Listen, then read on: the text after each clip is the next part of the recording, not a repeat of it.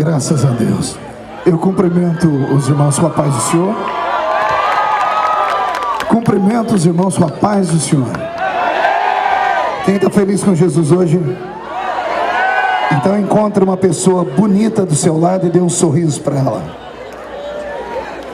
Ficou difícil? Se não tiver ninguém bonito aí embaixo, é só olhar aqui para cima, tá bom? Mas não é para mim não, é para o aniversariante, né, que está de costa para mim. Chama o aniversariante aí para mim.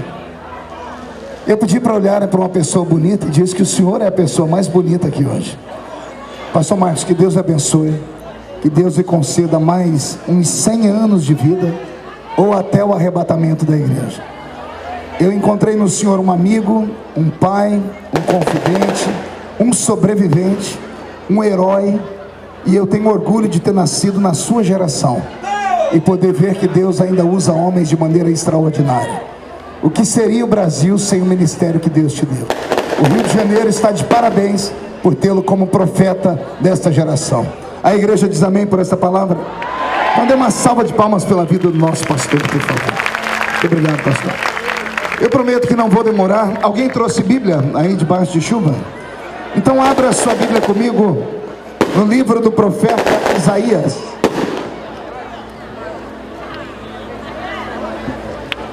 Livro do profeta Isaías, o capítulo é o de número 43.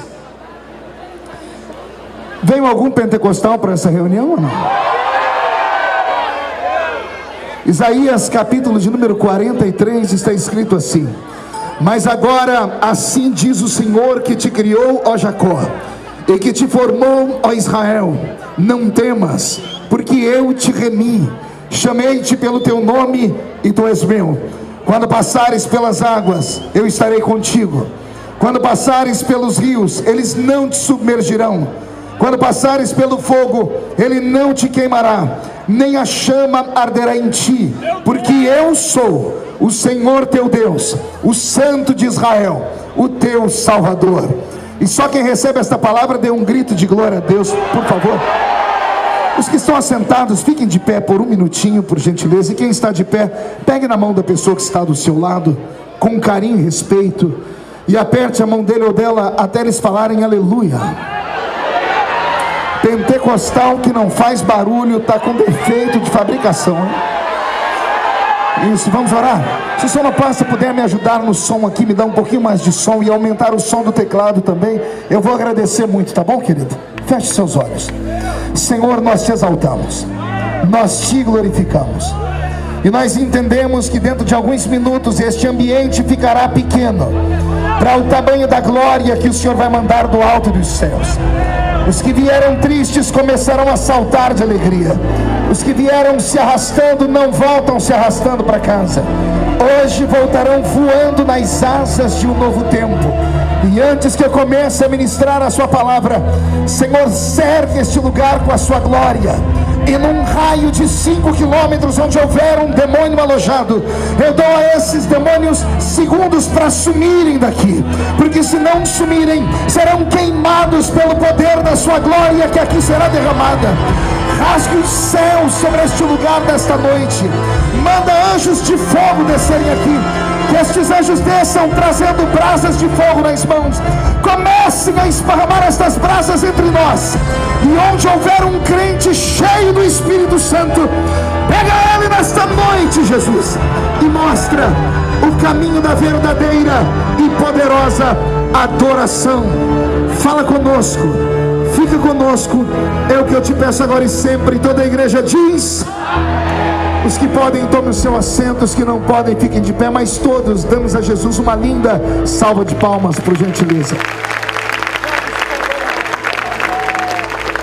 Sonoplasta, querido, onde é que está a sonoplastia aqui, pastor? Onde é que está a sonoplastia? Aonde? Sonoplasta, abre o som aqui para mim, querido, tá bom? Esses PAs aqui principalmente, eu não sou cantor igual a Aline Barros, eu não tenho a voz bonita igual a do moço que cantou aqui agora, eu sou pregador da palavra. E eu devo ir até as 2 da manhã, o pastor me deu liberdade aqui, não sei se alguém fica. Alguém fica aqui ou não? Então antes de começar a pregar, eu quero aqui deixar uma palavra de angústia. Estava vindo para cá agora e tomei conhecimento que o Supremo Tribunal Federal do Brasil acabou neste momento de aprovar que o aborto até a 12ª semana de nascimento não é crime. Uma mulher grávida de 3 meses, não importa a situação em que ela aborte a criança, ela não é mais penalizada. O meu país acabou de legalizar o assassinato de crianças. Que Deus tenha piedade da nossa nação, que já é sacudida nesses últimos dias com a ira de Deus. Eu creio que se a igreja orar, Deus pode fazer algo diferente. Posso ouvir um amém por esse povo? Eu quero pregar para os que estão vivos. Eu quero ministrar para você uma palavra de fé que vai arrancar a sua alma do limbo do inferno e vai te fazer voltar para a sua casa nesta noite com tanta fé, mas com tanta fé, que eu tenho pena dos demônios que cruzarem o seu caminho no meio da rua. Não vai sobrar para Zé Pilintra, Zé Pilantra, Chucaveira, Tranca-Rua, Preto Velho, feiticeiros, não. Esta é a noite daqueles que têm esperança. E só quem tem esperança, não dê um grito, não dê um berro de glória a Deus para eu ouvir. Eu li um texto da Bíblia Sagrada, no livro do profeta Isaías, onde Deus toma a boca do profeta, olha para o seu povo, querido Filinto, deputado, amigo, e Deus divide o povo em 2 partes. Deus olha para o seu povo e diz: todos os que me servem são especiais. E Deus respeita aqueles que são especiais. Só para eu ter certeza que estou pregando no lugar certo, quem serve ao Senhor aqui? Então olhe para o irmão do seu lado e diga: parabéns, você é especial. Diga para ele: só que não basta ser especial. E já explico porque. Olhe para mim. O Senhor olhou para o seu povo que era especial, tomou a boca do profeta e disse assim: eu vou fazer promessas para o meu povo. Não disse promessa no singular, eu vou fazer promessas no plural para o meu povo. Só que como o meu povo é diferente, nem todos são iguais, nem todos comungam do mesmo sentimento, nem todos têm o mesmo temperamento. E como ele é pai, e como pai ele respeita o temperamento dos seus filhos, o Senhor disse ao meu coração que aqui no capítulo 43 de Isaías, ele tem 2 promessas distintas. A primeira promessa dele é essa: se passares pelas águas, elas não te afogam. E a segunda é essa: se passares pelo fogo, ele não queima você. Quem acredita nessas promessas? Deixa eu ver. A primeira parte desta promessa eu chamo de promessa simples. Promessa o quê? Sim. Não ouvi. Sim. Queria ouvir mais alto. Sim. Pergunte por quê. Só falo se todo mundo perguntar. Porque é uma promessa que a mente humana consegue captar, degustar, entender e acreditar. Porque é uma promessa natural. Se passar pelas águas, elas não te afogam. Ora, eu estou pregando no Rio de Janeiro. Qual carioca aqui já quase não se afogou na vida?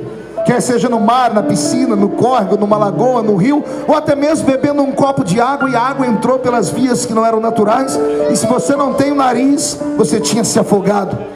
Eu costumo dizer que essa promessa é uma promessa fácil de ser aceita, porque todo ser humano em vida passa pela experiência do afogamento ou do pré-afogamento. Quer ver só? Quem aqui já quase se afogou? Levante a mão para eu ver. E quem não levantou é tudo hipócrita, porque já quase se afogaram, sim senhora e sim senhor. Então quando Deus está dizendo ao seu povo: se passar pelas águas, elas não te afogam, era a maneira de Deus dizer assim: existem pessoas que me servem, que podem ouvir promessas simples, promessas naturais, porque só conseguem compreender aquilo que a mente delas acredita de verdade. Mas tem um grupo no meio do meu povo, diz o Senhor, que estão preparados para ouvir promessas que não são normais, promessas que não são naturais, promessas que não podem ser entendidas com a mente, que só podem ser acreditadas pelo coração, porque são promessas loucas, são promessas absurdas, como essa que Deus diz: se passar pelo fogo, a chama não te queima. Deus não está dizendo se passar do lado do fogo. O Senhor não disse se passar por cima ou por baixo dele.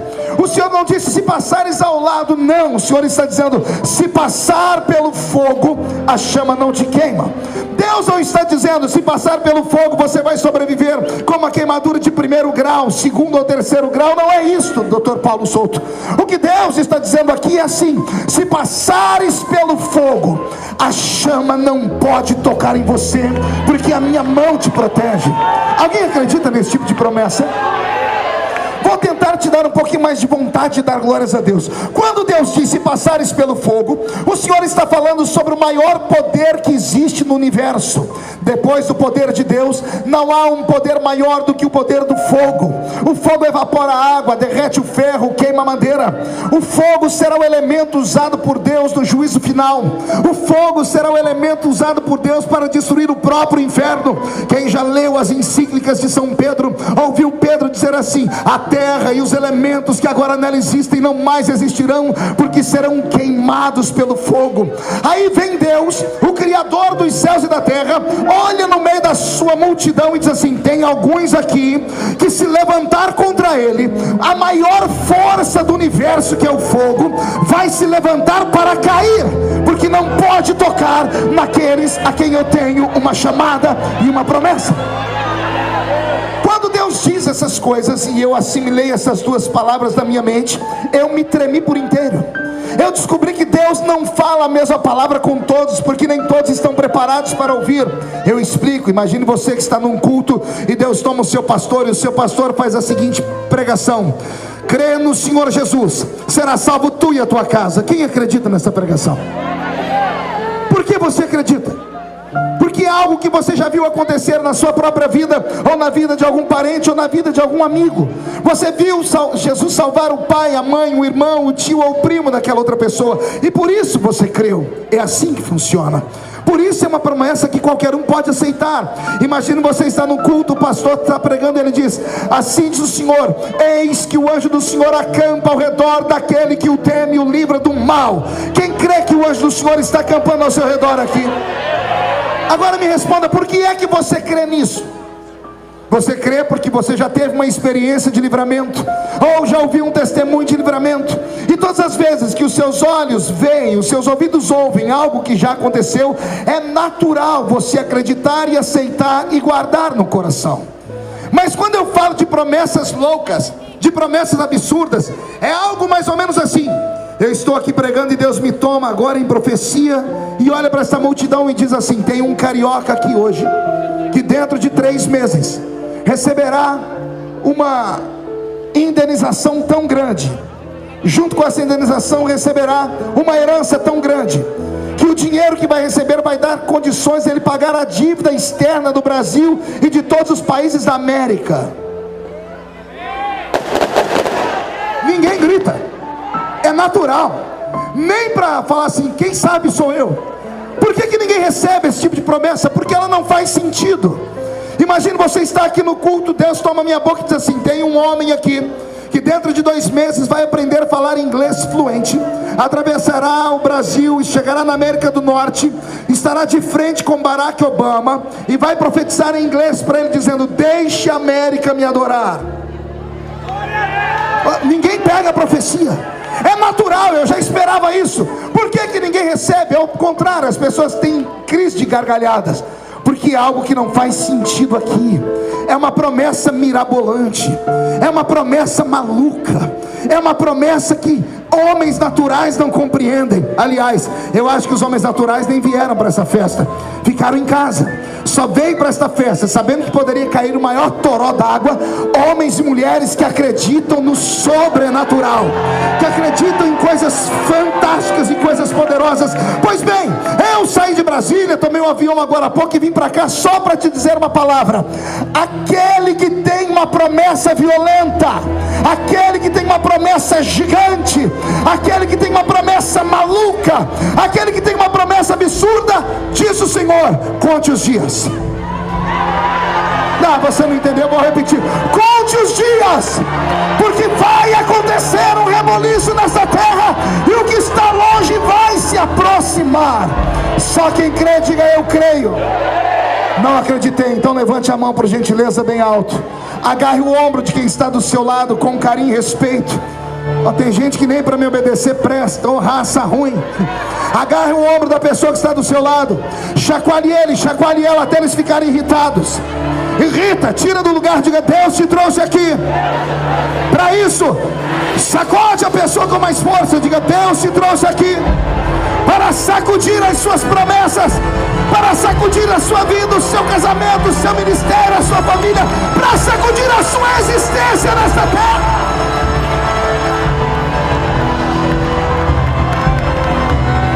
Pastor Adinaldo, fiquei crente de novo. Escute o que eu eu vou lhe dizer. O Senhor me trouxe aqui só para falar para você que aquela profecia que ele usou, aquela irmãzinha, aquela, oh glória, aquela que só tinha 2 dentes na boca, o zagueiro e o atacante, aquela de coquezinho na cabeça, lá no alto daquela comunidade, sabe aquela? Quando Deus disse: te colocarei num pássaro de aço, te darei um novo idioma. O Senhor me trouxe aqui só para te dizer: ela não mentiu. Vai acontecer. E vai acontecer antes do Natal ainda. Ai meu Deus do céu. Então dá um grito mais alto para empolgar o coração do pregador. O Senhor me trouxe aqui só para te dizer que quando Ele fala, passa o céu, passa a terra, mas as promessas dele nunca irão passar. Deixa eu ver se eu estou pregando no lugar certo, pastor Marco. Quem tem uma promessa de Deus aqui? Não, eu não estou falando promessinha não, eu estou falando de promessa gigante. Se você tem uma promessa, como é que você consegue ficar o culto inteiro com essa cara feia, parecendo que foi batizado num pote de vinagre, me olhando com esse olho seco, parecendo olho de sapo que morreu no dia de enchente? Quem tem promessa não fica com essa boca travada, essa boca de aço, essa língua de ferro. Quem tem promessa reage. Deixa eu te falar o que é promessa. Eu estava pregando a Batista da Lagoinha dia desses. No final do culto, estava lá na mesa de apoio vendendo os meus DVDs. Chegou um mineiro perto de mim, mas o mineiro era muito matuto. Sabe aqueles mineiros matutos? Ele olhou para mim e disse assim: ô pastor, eu senti de te dar um presente. Eu falei: eu senti de receber. Porque ninguém mais sente de dar nada para a gente, não é pastor? Eu disse: eu creio. Ele enfiou a mão numa sacolinha de plástico e tirou uma caixa de paçoquinha embrulhada. Quem já comeu paçoquinha embrulhada aqui? Vou usar o idioma de Minas: o trem bonso.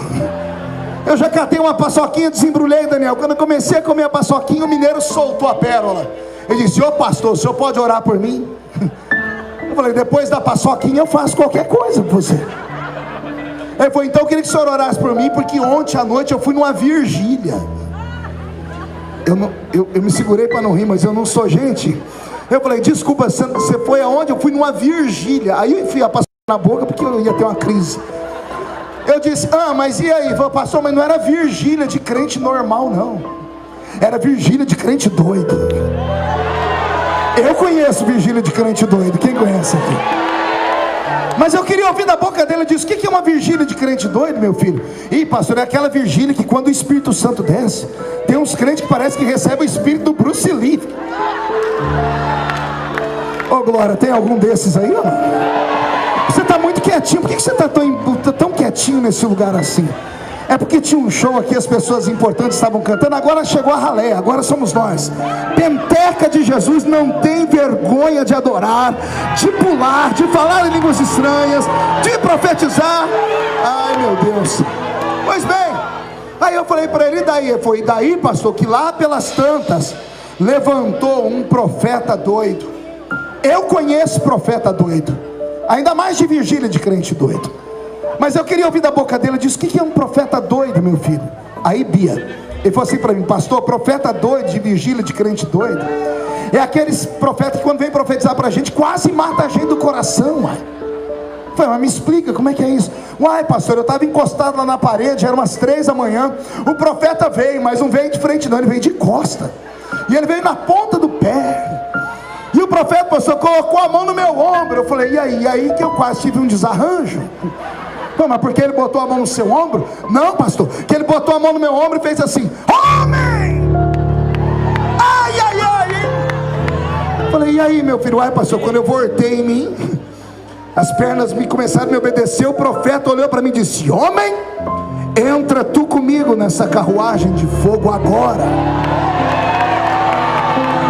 Aí eu falei: o que você fez? Falei: ai, pastor, eu entrei na carruagem dele, ué. Mas como? Ele agarrou na minha mão e nós saímos correndo pelo corredor da igreja. Depois ele virou pelo meio da igreja, pastor, deu uma volta no púlpito. Eu falei: e você? Uai, pastor, eu estava na carruagem, não podia descer, uai. Pastor, o homem mirou a rua. Eu falei: e aí, pastor? 3:30 da manhã, nós saímos correndo o quarteirão inteiro. Foi depois: uai, pastor, ele voltou para a igreja, mirou o meio da igreja e saiu correndo. Quando chegou no meio da igreja, ele brecou e me empurrou. que eu saí catando cavaco no chão.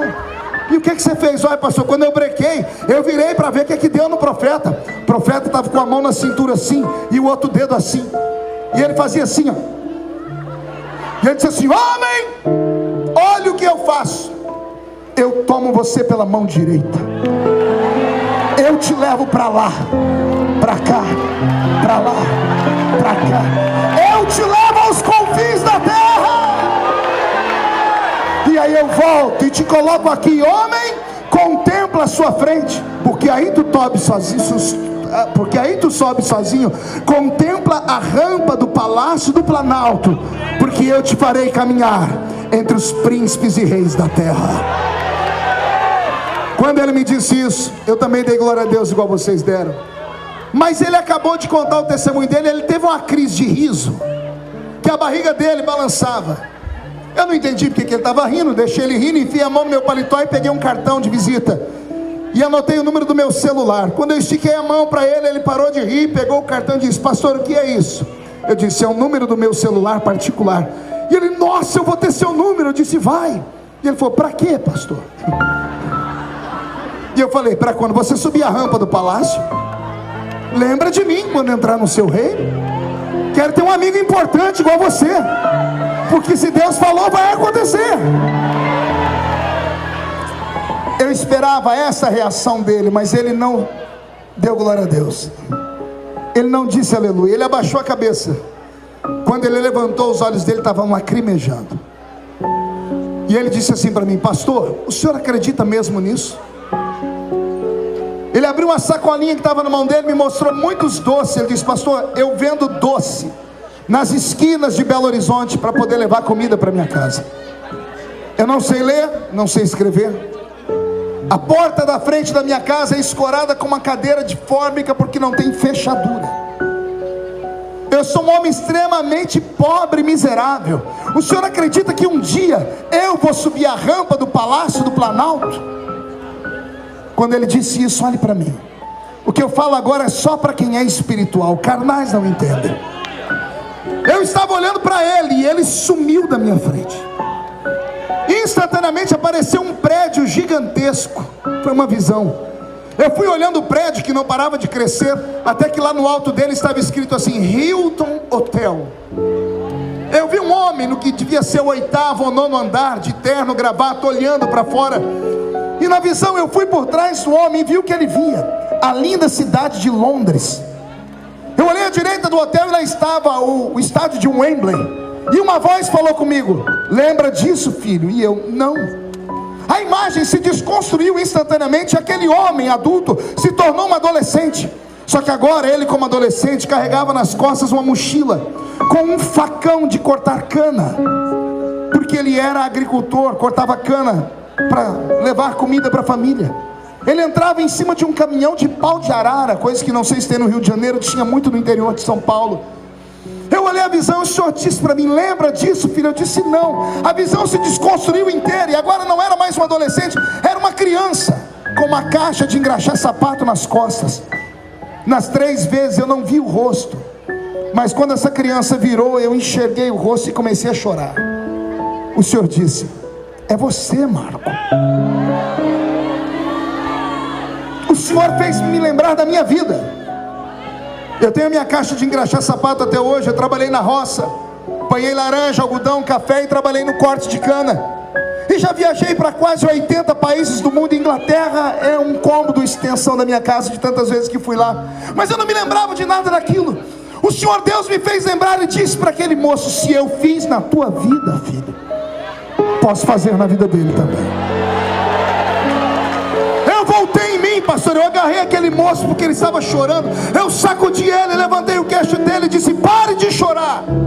E disse: meu filho, se foi o meu Deus que falou contigo, o Deus que fez a estéril ser mãe de filha, o Deus que afundou a muralha de Jericó no chão para que Israel não fosse esmagado, o Deus que pavimentou um caminho no meio do mar para que Israel passasse a pés enxuto, um Deus que soprou um vento uma madrugada inteira para que as paredes do mar não engolissem Israel, o Deus que fez a estéril ser mãe do Salvador, o Deus que fez coisas extraordinárias como transformar as moléculas de um machado em isopor e ele flutuar em cima das águas. O Deus que fez uma jumenta profetizar quando um profeta estava perdido. Um Deus que fez o relógio de Acai girar ao contrário. Se foi este Deus que falou com você, quem viver verá, porque o milagre vai acontecer. Deixa eu fazer uma pergunta aqui: quem tem uma promessa forte na vida, grande, gigante? Então, em nome de Jesus, estufe o seu peito, murche a sua barriga. Não olhe as circunstâncias, não olhe para a esquerda, não olhe para a direita, não olhe para a situação financeira do seu país, não olhe para a sua posição social, não olhe a cor da sua pele. Aquele que te prometeu pode tudo e um pouco mais. Você não entendeu? Eu vou te falar agora. Se Deus disse que vai fazer, é porque vai fazer. E se Ele disse que vai fazer, não consigo entender você ficar chorando com pena de si mesmo, olhando para cá e pensando que eu, Marco Pereira, Aline Barros e outros nascemos com uma estrela na testa porque onde chegamos. Não. A diferença às vezes entre nós e você é uma só. Pergunte qual? Nós nunca desistimos dos sonhos.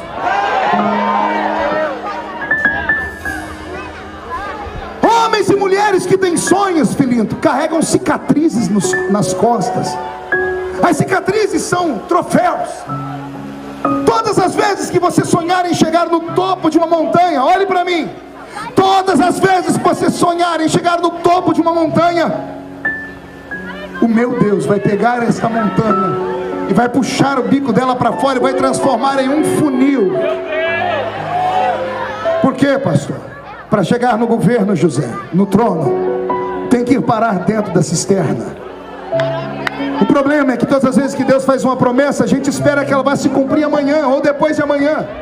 Deus não quer criar filhinhos de papai na sua casa. Deus não quer te dar uma promessa e ficar vendo você de braços cruzados esperando cair do céu uma chuva de ouro. Não! Você tem que lutar pela sua promessa. Você tem que defender a sua promessa. Sabe a que eu comparo a promessa? A uma gravidez. A promessa é como se fosse uma gravidez indesejada para todos que estão ao redor. Todo mundo vai dizer aborta, todo mundo vai dizer mata, porque ninguém quer isso, ninguém vai dar conta disso. Mas aquele que está gerando dentro dele tem que ter fé, tem que ter coragem para proteger o seu sonho. Aliás, Deus acabou de falar no meu ouvido: eu não estou pregando mais aqui no Éden, eu estou pregando em um hospital. É sério, aqui não é mais o Éden, aqui agora é uma grande maternidade. Eu estou ouvindo aqui homens e mulheres que estão grávidos nessa noite. Não, você não entendeu, eu vou falar de novo. Estou pregando para grávidos nessa noite. Grávidos de um sonho, grávidos de uma promessa. Ora, qual é o maior legado de uma mulher grávida? É estar esperando. E quem tem fé está o quê? Esperando. E quem tem promessas passa os dias fazendo o quê? Esperando. Agora, se você sabe que vai dar à luz a um sonho e não se preparar para receber esse sonho, como ficará? E se o bebê nascer e você não tiver um enxoval? E se não tiver um bercinho para colocar ele? O Senhor Deus te trouxe nessa noite para te dizer: filho, filha, eu não sou homem para mentir. Eu não sou homem para me arrepender das coisas que falo. Se eu falei que vai acontecer, é porque vai acontecer. E o que é que você tem que fazer? Você tem que parar de andar com essas pessoas geladas. Deixa eu te dar um conselho: pare de andar com essas pessoas que não acreditam nem nelas. E pessoas que você chega perto dela, dá vontade de sair correndo. Aliás, acontece milagre quando você está perto dela. Cai neve em cima da pessoa. Ela passa o culto inteiro me olhando de braço cruzado, filosofando, dizendo assim: será que é verdade? To be or not to be, that's the question. Não é isso que Deus procura aqui. Deus procura alguém que ele fale uma loucura e a pessoa corra atrás da loucura dele. Deus está procurando alguém nessa noite para falar assim: olhe, sai da sua tenda e olhe para o céu e conte as estrelas do céu. Qualquer homem normal diria: nem vou tentar porque é impossível.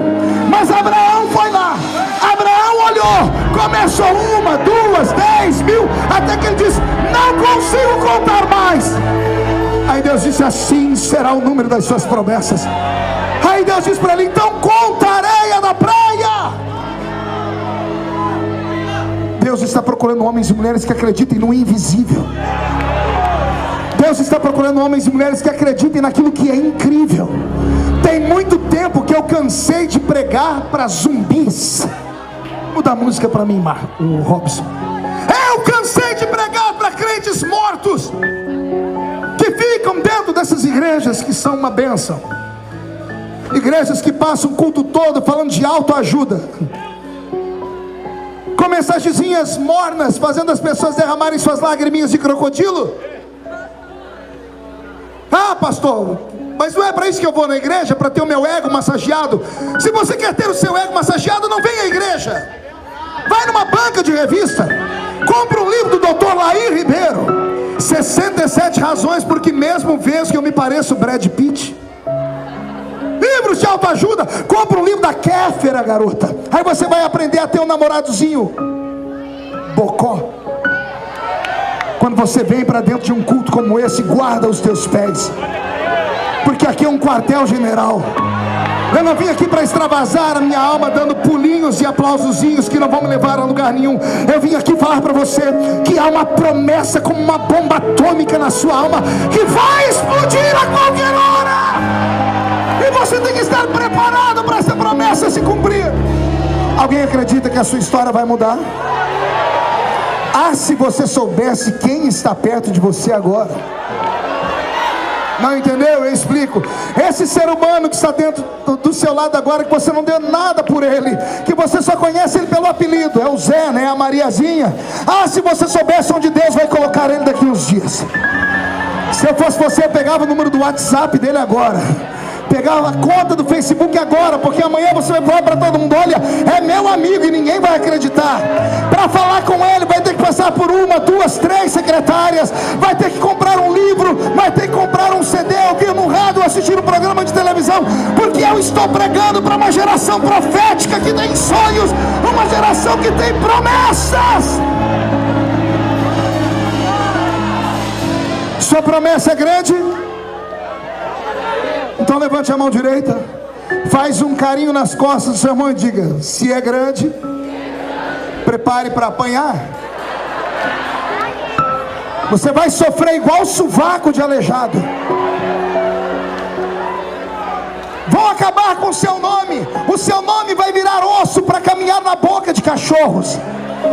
Vão começar a se incomodar com o seu cabelo, com o seu terno, com a sua roupa, com a sua beleza, com a sua gordice. Tudo em você vai começar a deixar as pessoas incomodadas. Por quê, pastor? Porque não são as pessoas, mas os demônios que estão por trás delas pegaram Deus te olhando do céu. Olha o que eu vou falar aqui, parece loucura, né?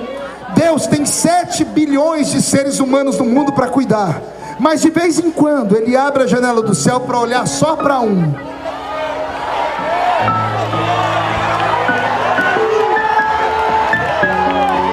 Não entendeu? Vou falar de novo. Deus cuida de 7 milhões de seres humanos, mas de tempos em tempos Ele abre o céu só para olhar para um. E foi aí que começou a sua luta. Pergunte por quê. O dia que Ele te olhou, quem pegou Ele olhando para você? O diabo. Aí Deus, como é um cavalheiro, viu o diabo e disse assim: viste tu a minha serva? Viste tu meu servo? Homem temente, mulher valorosa. O diabo, morrendo de ciúmes, diz: toca no que eles têm. Deixa eu te falar uma coisa.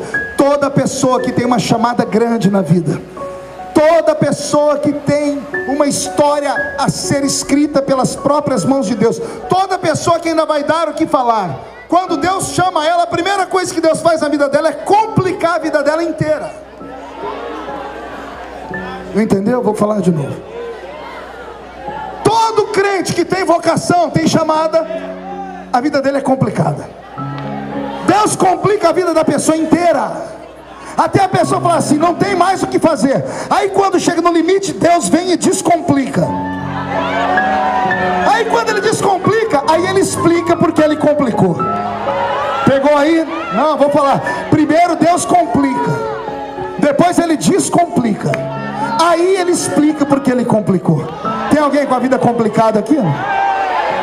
Vou te dar um exemplo na Bíblia. Moisés conhecia o Egito como a palma da mão dele. É filho da filha de Faraó. Quando ele foi tirar o povo do Egito, ele estava indo por um caminho. Deus disse: Moisés, sim senhor, segue o meu GPS. Como é que é, senhor? Segue a nuvem. Quem pode manda, quem tem juízo. Lá vai Moisés atrás da nuvem. Chegou num pedaço do caminho, pastor Edinaldo, que a nuvem virou. Moisés deve ter olhado e falou: Senhor, a nuvem está errada, eu conheço essa terra aqui. Moisés, segue a nuvem. Lá vai Moisés atrás da nuvem. A nuvem levou Moisés para frente do Mar Vermelho. A nuvem levou ele para uma emboscada. Quando ele ficou na frente do mar, ele viu água para frente, e lá atrás a poeira dos cavalos e cavaleiros de Faraó que estão vindo. Não tinha para onde escapar. Ele seguiu a nuvem, ele seguiu a ordem de Deus. Aí ele caiu de joelhos e disse: Deus, e agora? Aí Deus abriu o céu. Olha o que Deus falou para ele: por que clamas a mim? Deus não está perguntando porque ele não sabe.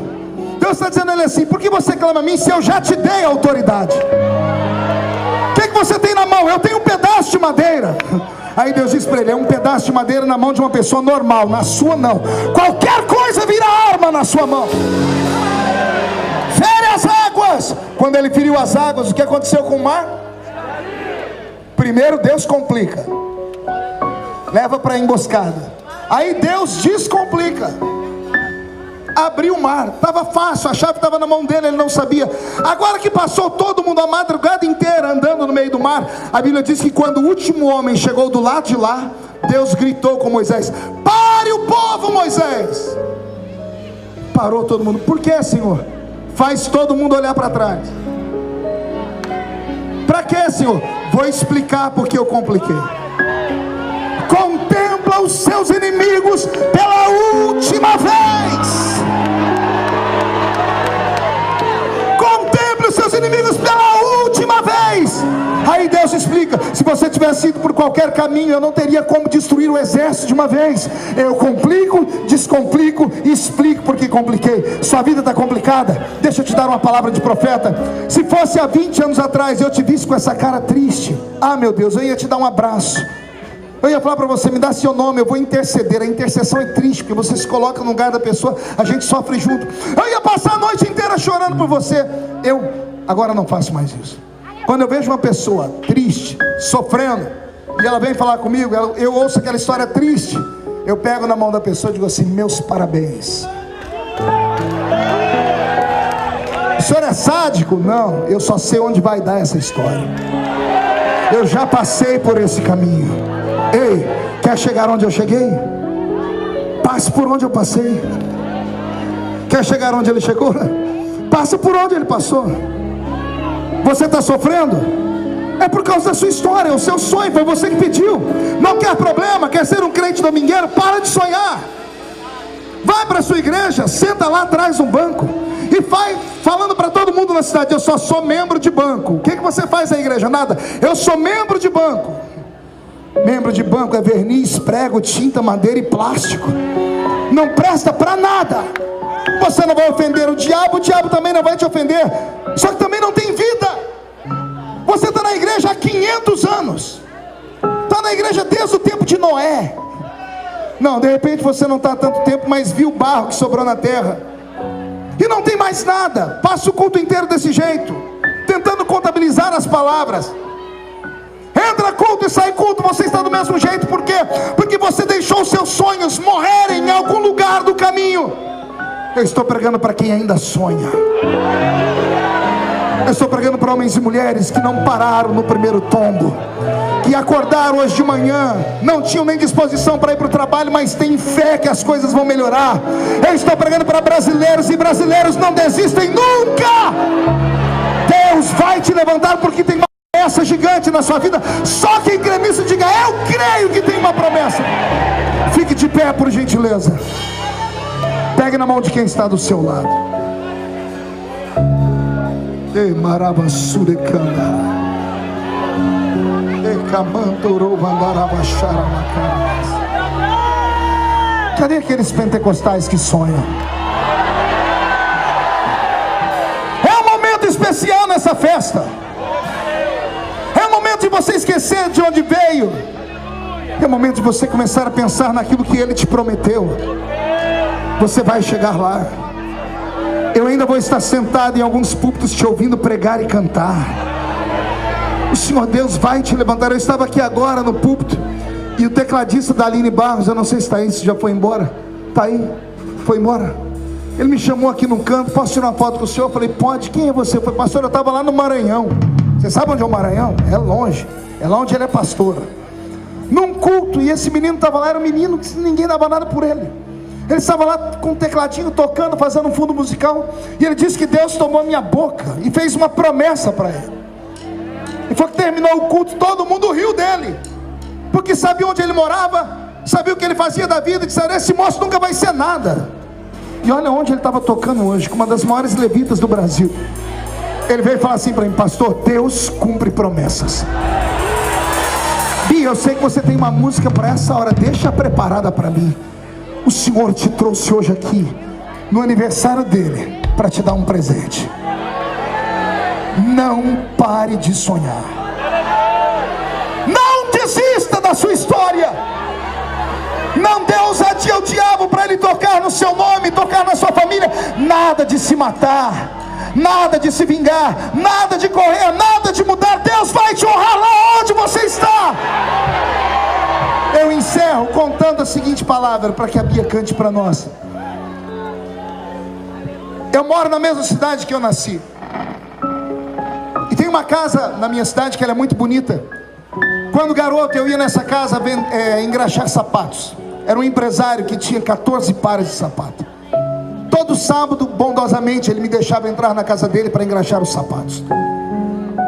Houve um sábado que eu estava engraxando os sapatos dele. Às vezes nem precisava, porque ele não usava a semana inteira, mas só para me ajudar a levar mantimento para minha casa, ele deixava eu engraxar os sapatos dele. Eu estava na varanda, engraxando os sapatos dele, e ele colocou a mesa do almoço do lado de fora. Sentou ele, a esposa, a filha e o filho.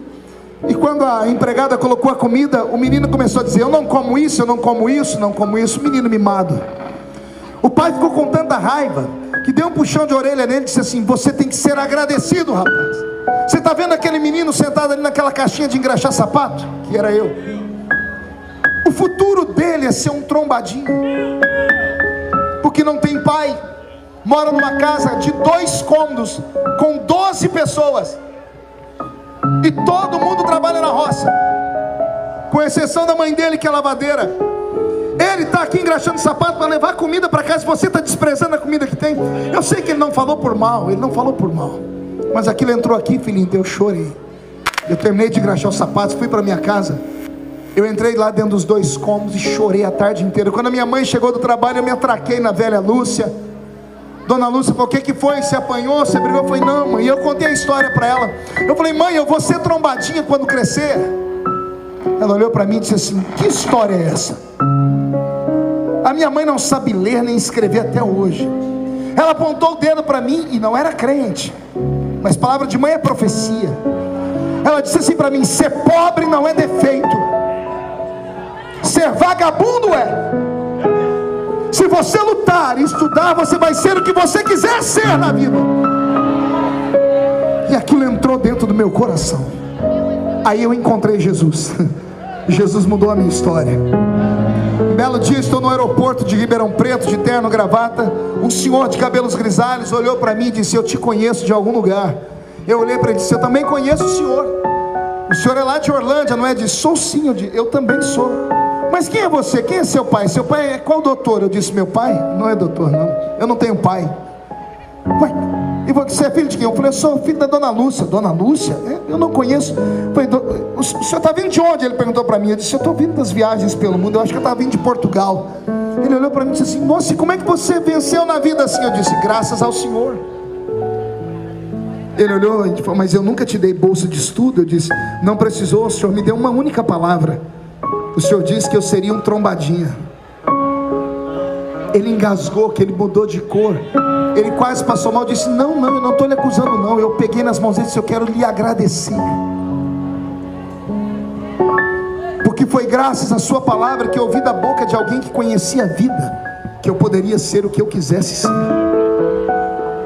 Hoje esse homem vai na minha casa pedir informações e conselhos. Hoje eu sou a figura mais conhecida da minha cidade. Sou deputado federal. Sou pregador de quase 80 nações. Eu escrevi 20 livros. Tem 20 milhões de DVDs meus esparramados em inglês, português e espanhol pelo mundo. Alguém aqui já assistiu um DVD meu? Olha o que Deus fez na minha vida. E você está com pena de você, rapaz. O Senhor te trouxe hoje aqui para firmar um pacto contigo. Vou mudar a sua história. Pegou na mão da pessoa, solte a mão, pegue pelo braço. Feche os olhos. Bia, já está pronto? Eu vou, quando eu falar amém, você canta. Feche seus olhos. Ah, meu Deus. Ah, meu Deus. Olha onde eu vim parar nessa noite de terça-feira, meu Pai. Esse lugar não é comum, meu Deus. Não foi no Éden que o Senhor conversava com seus filhos Adão e Eva? O Senhor escolheu o Éden para conversar com essas pessoas que aqui vieram. Tem homens e mulheres aqui que já não aguentam mais a existência no mundo hostil. Tem homens e mulheres que não aguentam mais sofrer a angústia. Tem homens e mulheres que não aguentam mais a humilhação, não aguentam mais a depressão profunda por não verem as coisas acontecerem. Mas nessa noite eles saíram de casa, vieram honrar o teu servo, pastor Marcos Pereira, que tem sido uma bênção para o Rio de Janeiro, para o Brasil e o mundo. Entraram aqui, Senhor, sabendo que poderia cair um toró de água. Alguns vieram só para um show, por isso já foram embora. Mas esses que permanecem porque tem uma promessa, permanecem porque tem uma história. E eu profetizo que a vida deles vai mudar nessa noite. Senhor, onde houver alguém que tem promessa, coloca dentro deles uma unção de glória nessa hora. Solte a mão do seu irmão, levante a mão direita para o céu comigo e diga em nome de Jesus, bem alto, em nome de Jesus, todos os demônios que roubaram as minhas promessas, eu ordeno, venha para a palma da minha mão agora. Feche a sua mão, por favor. Eu vou contar até 3, você vai jogar no chão e pisar em cima. Aí você vai abraçar 7 pessoas, porque é o número profético, e vai dizer a eles: olha eu aqui. Você nunca mais será o mesmo. 1,5, sua família vai sentir orgulho de você. 2, quem viver verá para ver onde Deus vai te colocar. 2,5, o Éden será chamado terra das promessas. 3, jogue no chão, pise em cima.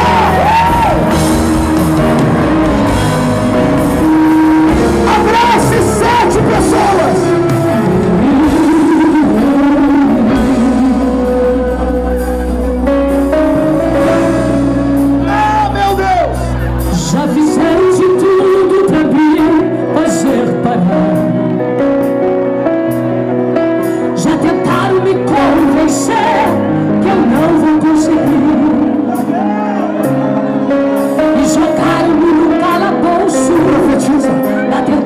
De apagar os sonhos, vai, salta! Os sonhos que um dia isso reage! Mas os sonhos do crente não pode morrer. Você tá ouvindo? Mesmo que seja e compre, você do Japão recebe também pelos teus irmãos. Poder falar de mim o que quiserem e obrigar a ficar sozinho. Mas Deus garante que está comigo. Eu sobrevivi. Olha eu aqui. E quem pra mim é de receber.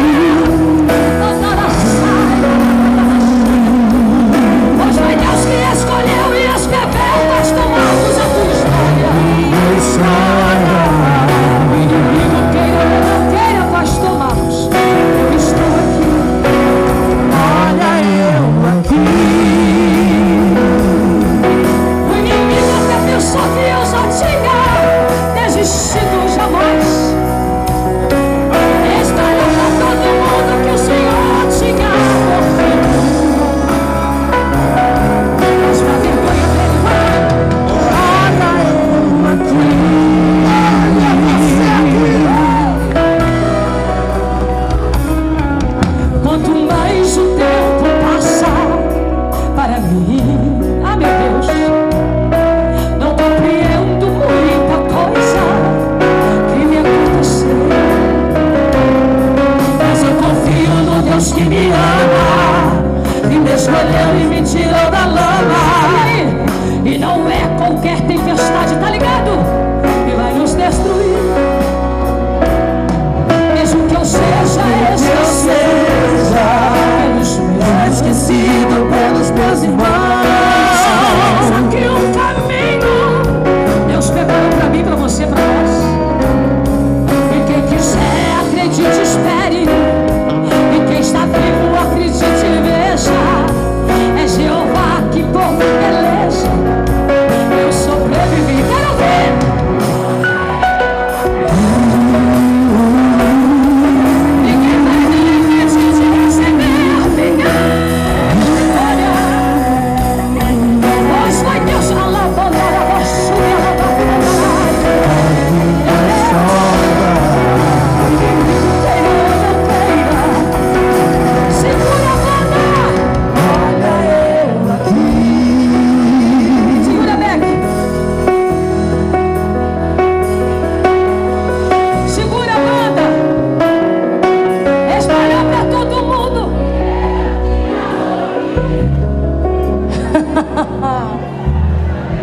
Eu quero ouvir só eles, por favor. De novo, 1, 2, 3, vamos lá, só os vencedores. Olha eu aqui.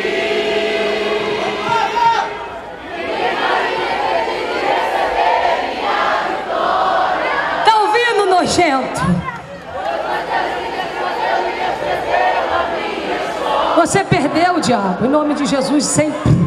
O inimigo queira. Aqui não tá?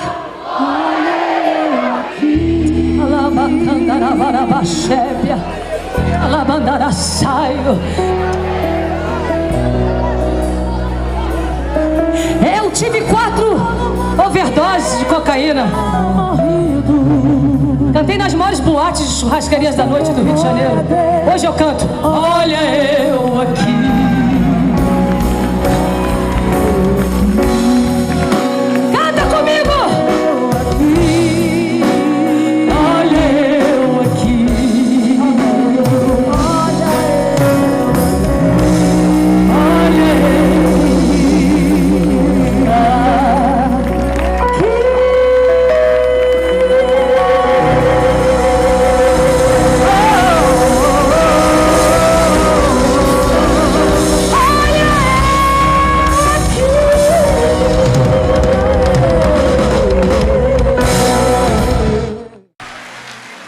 Graças a Deus. Eu cumprimento os irmãos com a paz do Senhor. Quem está feliz com Jesus essa manhã? Então encontre uma pessoa bem bonita do seu lado e dê um sorriso para ela. Ficou difícil? Se não tiver ninguém bonito aí embaixo, é só olhar aqui para cima, tá bom? Mas não é para mim não, né? É só olhar para o anjo que está bem atrás de mim aqui. Eu cheguei na igreja e tive uma visão, né? Vi um homem de branco. É uma alegria muito grande estar de volta a esta linda igreja e falar com o povo mais abençoado do Brasil. Eu sou paulista, mas eu tenho um pé aqui em Minas Gerais, viu? Até porque esse é o único povo que tem um idioma só deles, né? O Aiso. Alguém trouxe Bíblia aí? Então abra sua Bíblia comigo. Abra sua Bíblia comigo. No livro na carta de Atos dos Apóstolos. O capítulo de número 2. Atos dos Apóstolos, capítulo de número 2. Deus é fiel. E está presente nesse lugar. Só queria pedir para o sonoplasta, me dá um pouquinho de agudo aqui em cima do altar, por favor. Atos, capítulo de número 2, e o versículo de número 4. Quem encontrou, diga amém. está escrito assim: e todos foram cheios do Espírito Santo e começaram a falar em outras línguas, conforme o Espírito Santo lhes concedia que falassem. Só esse versículo. Feche a Bíblia, coloque no banco, na cadeira, e pegue na mão da pessoa mais perfumada do seu lado e aperte a mão dela com carinho até ela dizer aleluia. Pentecostal que não faz barulho está com defeito de fabricação, não é? Vamos orar? Pai, nós te exaltamos e te glorificamos, e nós entendemos que nesta manhã o céu está aberto sobre o templo dos anjos, e dentro de alguns minutos este lugar ficará pequeno para o tamanho da glória que o Senhor mandará do alto dos céus para este lugar. Os que vieram tristes começarão a saltar de alegria. Os que vieram se arrastando não voltam se arrastando para casa. Hoje voltarão voando nas asas de um novo tempo. E antes que eu comece a ministrar a sua palavra, cerque esta igreja com a sua presença, e num raio de 5 quilômetros onde houver um demônio alojado, eu dou a esses demônios segundos para sumirem daqui, porque se não sumirem, serão queimados pelo poder da sua glória, que aqui será derramada. Rasgue os céus sobre nós, manda anjos de fogo descerem aqui, que estes anjos desçam trazendo brasas de fogo nas mãos, comecem a esparramar estas brasas entre nós, e onde houver um crente cheio do Espírito Santo, pega ele nesta manhã, Senhor, e coloca ele no seu coração.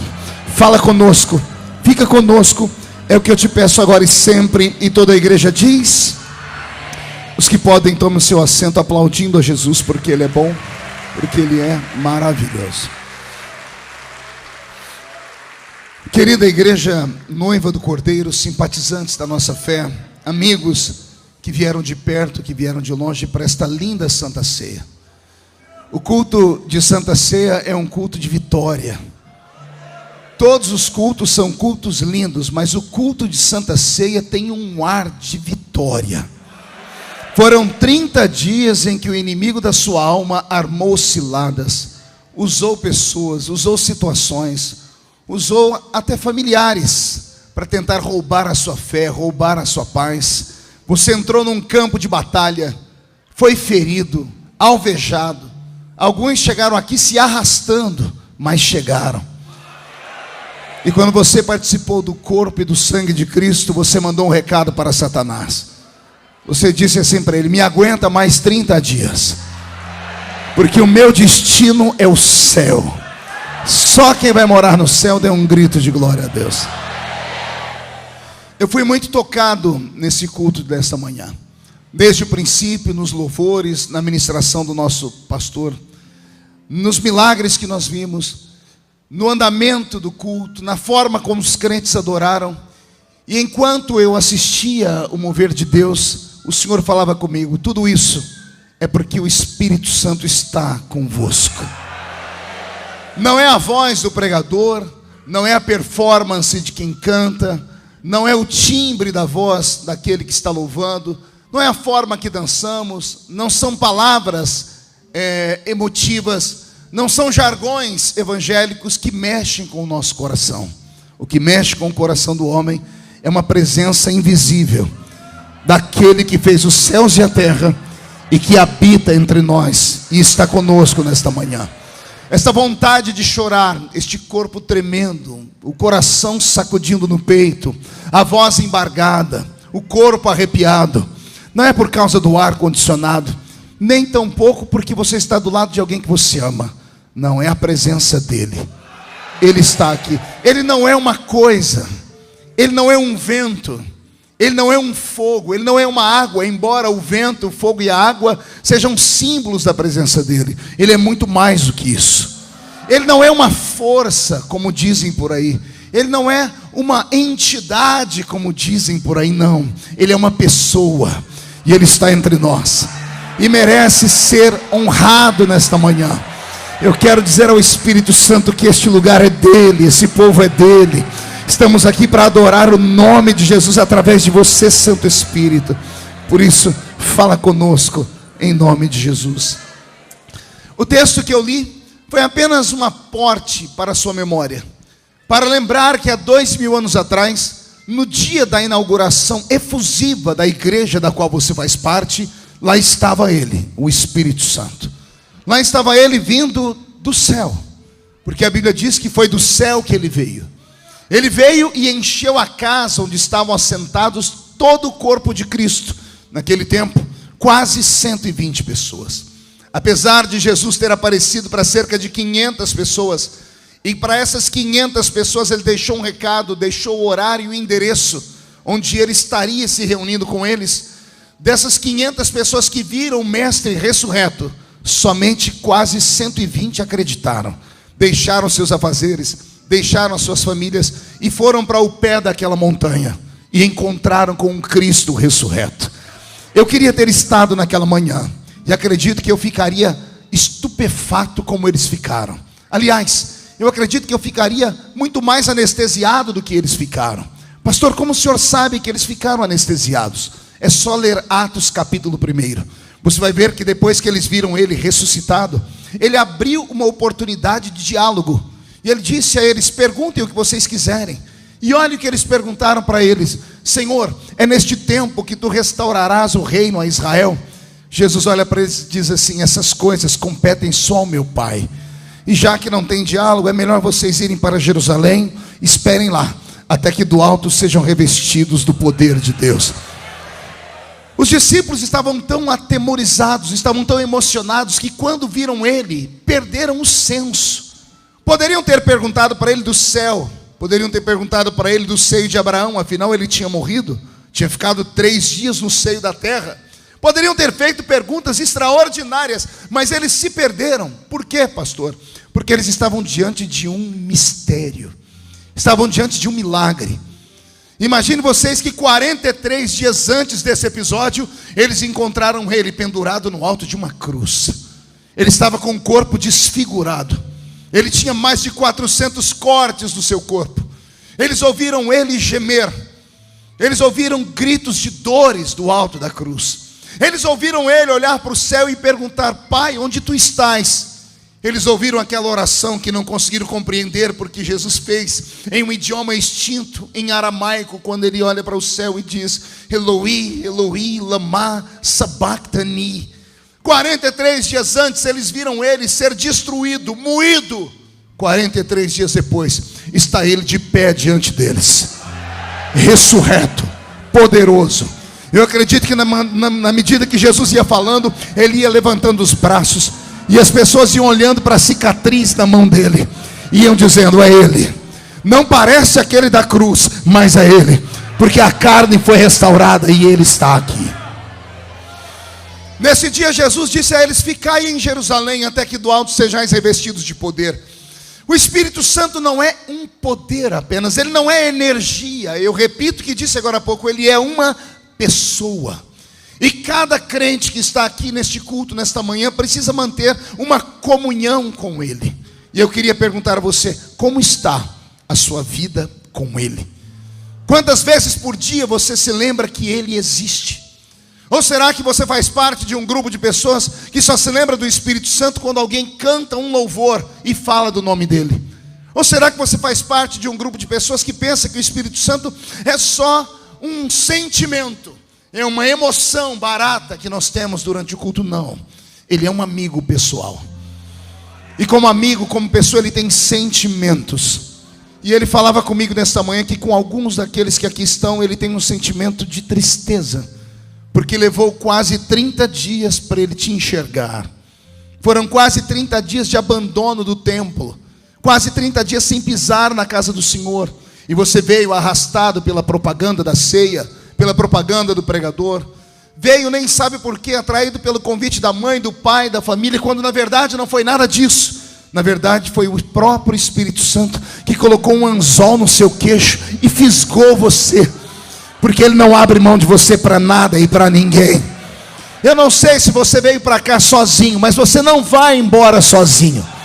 Quando você descer por aquela escadaria, a presença dele vai com você. Esse dia será diferente e esta semana será poderosa. Algumas pessoas vão pegar você no volante do seu carro, parado no semáforo, chorando, falando em línguas. Alguns vão achar que você está louco, mas não será loucura. É você se lembrando de que você não está sozinho jamais. Você entrará na escola e a presença dele irá com você. Você caminhará pelas ruas de Belo Horizonte e a presença dele irá com você. Todo mundo gritando crise, só você sorrindo, gritando Cristo, porque o Espírito Santo está com você. É Ele quem se move no nosso meio. Quando eu abro a Bíblia em Atos capítulo 2, eu não estou abrindo a Bíblia apenas em uma história. A Bíblia não diz que o Espírito Santo desceu sobre aqueles homens apenas para dar a eles uma emoção, não. O que acontece em Atos capítulo 2 é um reflexo do que aconteceu no livro do Gênesis, do 1º ao 8º capítulo. Do 1º ao 8º capítulo da Bíblia nós temos a degeneração do ser humano. Nós temos o homem se perdendo. Nós temos o homem morrendo por dentro. Nós temos o homem perdendo a comunhão com Deus. Nós temos o homem perdendo o seu status de filho de Deus. Nós vemos o homem se curvar diante daquilo que o diabo colocou diante dele. E o homem cai em miséria, em pecado. E é o próprio Deus que vem a um homem justo na terra. A terra toda, Deus só encontrou um.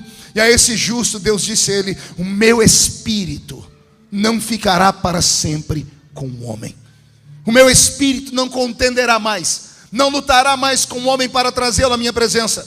Senhoras e senhores, irmãos em Cristo que aqui estão, o que nos difere dos anjos, o que nos difere dos animais irracionais, é esse dispositivo que temos dentro de nós. Os animais não têm espírito de maneira alguma, só são alma. Os anjos têm espírito, mas só em forma de fôlego de vida. Somente o homem tem dentro de si, além do seu próprio espírito, o Espírito Santo de Deus. Só o homem tem isso. Os animais não têm, os anjos não têm, os demônios não têm. Mas esse mineiro que está sentado do seu lado, comedor de arroz, de feijão com farinha, esse mineiro, quando abre a boca para dizer Deus é Pai, só faz isso porque o Espírito Santo se move dentro dele. Eu queria que você se abrisse neste momento para sentir a presença dele. Eu imagino que ele está ficando feliz. Ele entrou triste porque há muito tempo não te via, mas bastou o pregador começar a te dar algumas palavras e você começou a se lembrar de que você só é o que é porque ele está dentro de você. O Espírito Santo é tudo que nós temos. Posso ouvir um grito de glória a Deus? Robson, mude a música para mim. Se você abrir a sua Bíblia Sagrada, no Velho Testamento inteiro, você vai compreender o que eu estou dizendo. Lá no Gênesis, o meu Deus arrancou o Espírito Santo da terra. E a raça de seres humanos que se levantou eram seres humanos horríveis, que não mereciam nem o olhar de Deus. Esconde lá a sua atenção. Se você ver os homens que vieram depois de Noé, os homens que construíram, por exemplo, a Torre de Babel, liderados por Nimrod. A Bíblia diz que Nimrod era um poderoso caçador, mas isso não é um elogio. A palavra poderoso caçador significa um homem violento e assassino. Nimrod foi um homem tão violento no seu tempo que matou o próprio pai para dormir com a mãe e ter filhos com ela. A raça de seres humanos que se levanta na terra sem a presença do Espírito Santo não podiam nem ser chamados de seres humanos, porque o homem que não tem a presença do Espírito Santo dentro dele, ele se iguala ao nível dos animais irracionais. Ora, uma vez perguntaram para mim: pastor, na sua mente, no seu pensamento, qual é o maior símbolo de um homem sem o Espírito Santo nessa terra? Para mim, o homem sem o Espírito Santo, ele é muito parecido com um suíno, com um porco. Pergunte por quê? Só digo se todo mundo perguntar. Você sabia que porco não olha para cima? Você nunca vai ver um porco olhar para o céu. O pescoço dele não tem articulação para isso. Ele só olha para a terra. Por isso só se mete em porcaria. Por isso só se mete em coisas sujas. Por isso gosta de lavagem. O homem sem o Espírito Santo não consegue olhar para o céu. Ele acha que ele é dono do seu próprio nariz. Ele confia na força do seu braço. Ele confia na força da sua mente. Por isso que quando tudo dá errado, ele pega e dá um tiro na orelha. Porque ele é como um suíno. Pastor, e o homem que tem o Espírito Santo, qual é o símbolo dele? Se o homem sem o Espírito Santo é um porco que só olha para baixo, o homem que tem o Espírito Santo é como uma águia que só olha para cima. O homem que tem o Espírito Santo dentro dele é como uma águia. Uma águia, quando está diante de uma tempestade, qualquer outra ave tem 3 caminhos a tomar. A ave chamada águia só tem 2. Qualquer outra ave, quando está diante de uma tempestade, ela tem 3 caminhos. Ou ela vai por cima, pelo meio, ou ela aterrissa e espera a tempestade passar. A águia não. A águia só conhece 2 caminhos. Ou ela rompe a tempestade, ou ela voa por cima da tempestade. É assim o homem com o Espírito Santo. O homem sem o Espírito Santo é como uma tartaruga de casco para baixo e pé para cima. Já viu isso? Ela se movimenta, mas não sai do lugar. Faz o que faz e nada dá certo. Agora um homem cheio do Espírito Santo é como uma locomotiva acesa. Ou você sai da frente, ou ele te atropela. Porque a glória e a graça de Deus está sobre a vida dele. O diabo te odeia. Satanás te inveja. Porque ele sabe que para tocar em você é quase que impossível. Chega a ser um desaforo. E às vezes eu não devia, mas às vezes eu tenho pena do diabo. Quer perguntar por quê? Ele passa horas, dias, semanas, meses arquitetando um projeto. Ele é bom em projeto. Ele é o maior psicólogo do universo. Ele esteve com o primeiro homem e derrubou ele. De lá para cá ele conhece a estrutura do ser humano. Ele sabe exatamente como pegar você. Ele sabe exatamente como armar uma cilada de derrubar. E ele conhece o que está escrito na palavra: a alma que pecar, esta morrerá. O salário do pecado é a morte. Ele sabe exatamente para onde você vai quando você erra. E ele vai, faz de tudo. E de repente todo o projeto dele, do nada, é destruído. Todo o projeto dele não funciona. Tudo porque em um culto como esse ele não consegue tocar mais em você. Porque o Senhor tem pena dele. Eu vou te dar os exemplos e eu quero ver se você consegue ficar sentado ouvindo. Eu vou provar para você que o diabo, quando olha para você, ele sabe mais as autoridades que você tem do que você próprio. O diabo sabe mais a força que você tem do que você próprio. Se você soubesse quem você é e a autoridade que você tem, você não ficaria de ombro caído, nem com essa cara feia, parecendo que foi batizado num pote de vinagre. Vou provar para você que você é praticamente invencível. O diabo, para tocar em você, a primeira coisa que ele tem que romper é com um anjo que está do seu lado. O anjo do Senhor acampa ao redor daquele que o teme e o livra do mal. Quem tem um anjo ao seu redor aí? Os anjos de Deus estão ao seu redor. Pastor, e se o meu anjo não der conta? Fica tranquilo, a matemática já está feita desde a eternidade passada. Caiu 1/3 dos anjos. Faz assim comigo, 3. Faz assim. Diga, caiu 1/3. Abaixa um dedo. Mostra para o seu irmão, diga, olhe para mim. Põe 3 dedos na cara dele. Diga, tinha 3/3 de anjo. Caiu 1/3. Desce um dedo. Diga para ele, sobrou 2/3. Pergunte para mim, o que significa isso, pastor? Para cada demônio que se levanta contra você, tem 2 anjos para quebrar ele no pau. Tem 2 anjos para arregaçar com ele.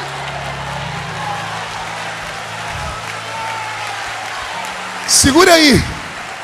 Se o seu anjo não der conta, basta ele pedir ajuda. E os demônios não tocam em você. Mas supomos que os anjos não deem conta. E o demônio consiga de alguma forma romper com o anjo que te protege. O diabo vai ter o segundo problema. Pergunte qual? Há uma proteção sobre a sua vida chamada sangue de Jesus.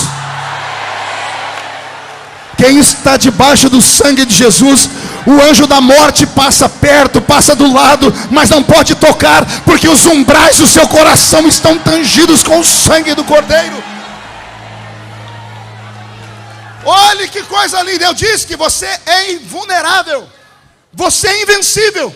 Se o diabo vencer o anjo, ele tem que encontrar o sangue. Não há poder contra o sangue. Mas vamos fazer uma ilação aqui.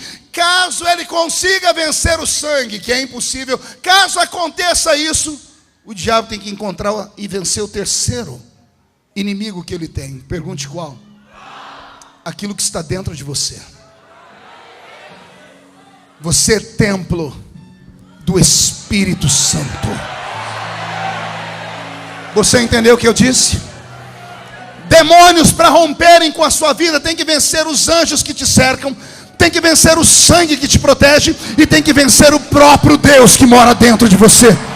O que eu quero dizer com isso? Que você não precisa ficar chorando, você não precisa ficar triste. A luta que você está passando não é para destruição, é para fortalecimento. Todas as coisas concorrem para o bem daqueles que amam a Deus. Na vida do crente, tudo que acontece, ou acontece porque Deus mandou, ou acontece porque Deus permitiu. O diabo até queria, mas não pode tocar em você. Mas caso ele toque, aprenda: se ele romper essas barreiras, é porque Deus permitiu. E se Deus permitiu, é porque Deus acha que tudo que você tem é pouco demais, e Ele quer te dar em dobro. Não, você não entendeu. Tudo que você tem é pouco demais. Mas como é que Deus pode multiplicar? Só pode multiplicar se Ele deixar você passar por uma luta. Viste tu, meu servo Jó, homem temente. O diabo com inveja disse: também ele tem tudo, deixa eu tirar tudo. Deus disse: tira tudo, só deixa a vida dele. Deus é sádico? Porventura Deus gosta de te ver sofrer? Não. Por que Deus deixou o diabo tocar em Jó? Porque Deus achou que Jó tinha pouco. Ele queria dar para ele em dobro tudo que ele tinha. Pastor, o que o senhor está me dizendo? Eu estou te dizendo que você não tem mais que se sentir o verme do carrapato. Você não tem que se sentir inferior a nada, nem inferior a ninguém. Quando sair por aquela porta, sai de cabeça erguida, peito estufado, pisa firme no chão, entra na rua da sua casa, chama os demônios para a briga, chuta Satanás para o inferno e reage diante do Senhor. Você crê nisso? Mão direita erguida ao céu. Agarre o ombro de quem está do seu lado, por gentileza. Chacoalhe a pessoa até ela ficar irritada. Não é para agarrar, com força, chacoalha. Diga: Deus te trouxe aqui para isso. Sacode a pessoa com força. Diga: Deus te trouxe aqui para sacudir a sua vida, para sacudir a sua família, para sacudir a sua chamada, para sacudir o seu ministério. Se você serve a este Deus, tire o pé do chão para adorá-lo.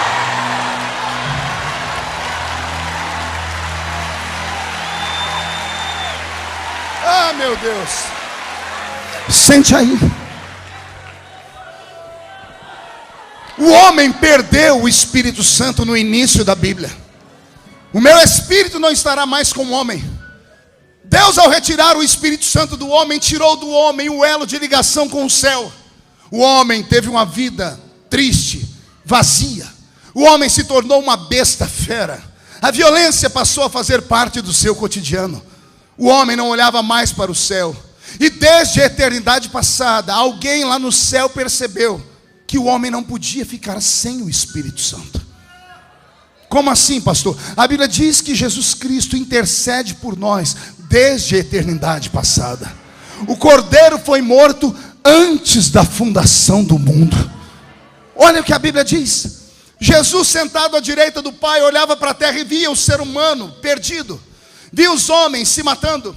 Via os homens promovendo toda sorte de miséria. Viram os homens tendo seus problemas, os seus desvios sexuais. Viam os filhos matando os pais. Viam os pais e as mães mantendo relações sexuais com os filhos. Viam as pessoas perdendo o brio, perdendo o bom costume.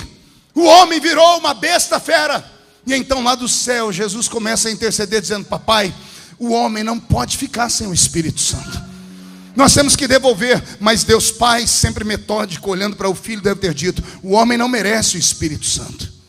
E eu imagino Jesus dizendo: pai, não podemos julgar todos pela atitude de um. Cada um é cada um. Vamos transformar a terra num laboratório. E Deus aceitou a ideia. Deus olhou para este mundo e transformou este mundo num laboratório. E Ele começou a selecionar pessoas sobre quem Ele derramaria o Espírito Santo. No Velho Testamento, só 3 categorias de homens recebiam o Espírito Santo. Eram eles: os reis, os sacerdotes e os profetas. Diga comigo: reis, sacerdotes e profetas. Olha que interessante. Deus selecionou alguns seres humanos pela atitude deles e pela função deles. Só que Deus não dava o Espírito Santo para eles de maneira deliberada. Era como se Deus pegasse um conta-gotas. Quem lembra de conta-gotas aqui? Era como se Deus pegasse um conta-gotas, pastor Jerônimo, pegasse um pouquinho do Espírito Santo, olhasse aquelas 3 categorias, rei, sacerdote e profeta, e pingava sobre eles um pouquinho do Espírito Santo, só para ver qual era a reação. Os homens cheios do Espírito Santo eram fabulosos. Tinha uns que, quando ficavam cheios do Espírito Santo, qualquer coisa na mão deles virava arma. Uma queixada de jumenta virava uma metralhadora R-15. Um pedaço de cajado virava uma chave capaz de abrir a porta do mar. O Senhor viu que quando um homem ficava cheio do Espírito Santo, ele operava e obrava no Senhor. Ele fazia coisas extraordinárias. Um homem cheio do Espírito Santo, depois de matar um gigante, que é um ato truculento, e mostrar a cabeça dele para todo mundo, depois que lavava a mão do sangue e tirava dele aquele ranço, ele enfiava a mão na sacolinha dele, pegava um instrumento de cordas que ele fez, dedilhava e começava a dizer: o Senhor é meu pastor e nada me faltará. Eu imagino Deus Pai se alegrando e dizendo: filho, você tem razão. Nem todos os homens são iguais. Alguns merecem ter a presença do Espírito Santo. E Deus transformou o Velho Testamento inteiro nesse grande laboratório. Teve um dia que teve um homem a quem Deus tinha dado muito do Espírito Santo. Ele se cansou porque foi muito pesado conduzir a sua nação inteira até a terra de Canaã. Um dia ele chegou diante da sua família e reclamou: não dou conta mais. O sogro dele olhou para ele e disse assim: Moisés, se você não dá conta, reparte a carga. Escolhe aí no meio da congregação homens em quem você confie e reparte a carga com eles. Moisés achou a ideia bonita, mas ele era só um empregado. Ele marcou uma reunião com seu patrão, subiu o alto da montanha e disse: papai do céu, o meu sogro Jetro me deu uma ideia. Como eu não estou aguentando a carga, ele falou para eu repartir. E eu trouxe aqui uma lista. Nessa lista, pai, tem aqui 70 nomes. 70 nomes de homens que eu acho que o senhor pode usar. Deus gostou da ideia e disse assim para ele: Moisés, vou fazer isso. Eu vou levantar 70 homens. Todavia, eu não vou dar para eles uma experiência nova. Eu vou retirar do que eu te dei e vou repartir com eles. Você crê em transferência de unção? Vou falar de novo. Você crê em transferência de unção? Eu também creio. Moisés subiu ao alto da montanha, levou a lista com os 70 nomes. O Senhor Deus retirou do espírito que estava em Moisés e repartiu com 70 homens no meio da congregação. A Bíblia diz que dentro da congregação de Israel tinha 68. Quantos? E os 68, quando ficaram cheios do Espírito Santo, começaram a profetizar e a dançar. Só que 2 dos 70 estavam do lado de fora do arraial. A Bíblia fala o nome deles: Eudade e Medade. Os 2 estavam do lado de fora do arraial. E quando receberam o Espírito Santo, eu não sei se eles estavam capinando, pescando, vendendo, comprando. Quando o Espírito que saiu de Moisés entrou dentro dos 2, os 2 começaram a saltar e começaram a profetizar e começaram uma dança espiritual, só os 2 sozinhos. Fizeram um culto, só aquelas 2 almas. Estava passando no meio daquele caminho, justo naquela hora, um crente enxerido, que aqui em Minas Gerais não tem. Só tinha lá em Israel e na igreja que eu pastoreio. Lá onde eu pastoreio está cheio. Crente que, pelo amor de Deus, nunca tem nada, e quando vê alguém recebendo, ao invés de ir ajudar, sai falando mal. A pessoa tem a língua maior do que a minha gravata. O espírito que está sobre eles é um espírito maligno. O homem viu os 2 pulando cheios do Espírito Santo e profetizando. Ao invés de se juntar com eles e querer receber também, saiu correndo para dedurar, cagueta. Foram até Moisés. Quando chegou perto de Moisés, esbarrou em Josué. Josué põe a mão na espada e diz: o que é que você quer? E ele diz assim: olha, tem 2 crentes lá do lado de fora do arraial profetizando, dando escândalo. O que as nações vão dizer? Que somos loucos. Josué entrou na sala onde estava Moisés e disse: Moisés, tem 2 homens do lado de fora de Israel. Eles estão pulando e profetizando. Está o nome dos 2 aqui, ó, Eudade e Medade. O que é que você quer que eu faça com eles? Mando matar, prender?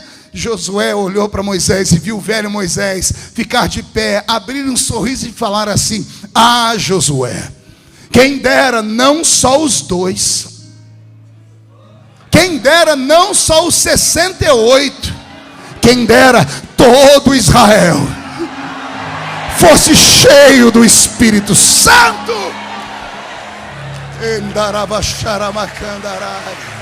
Ei, olha que interessante. Naqueles dias do Velho Testamento, os homens não tinham o Espírito Santo como amigo.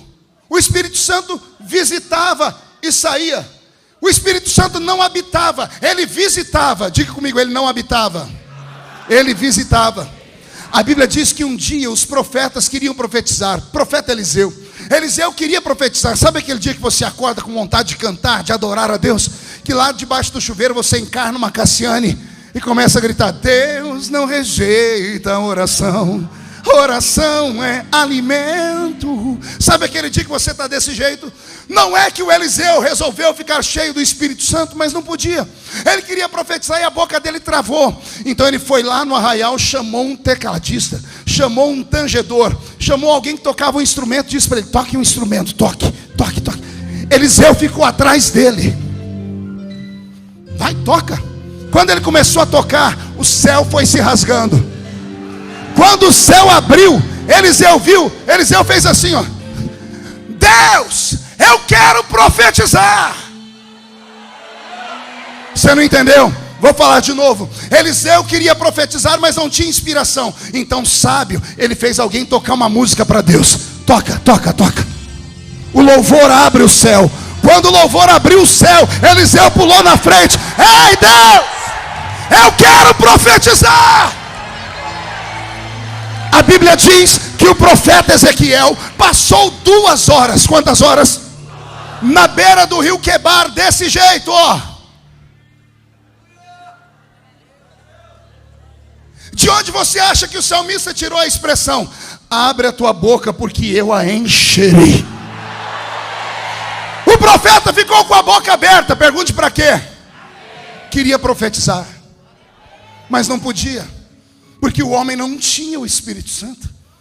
O Espírito Santo não habitava, ele visitava.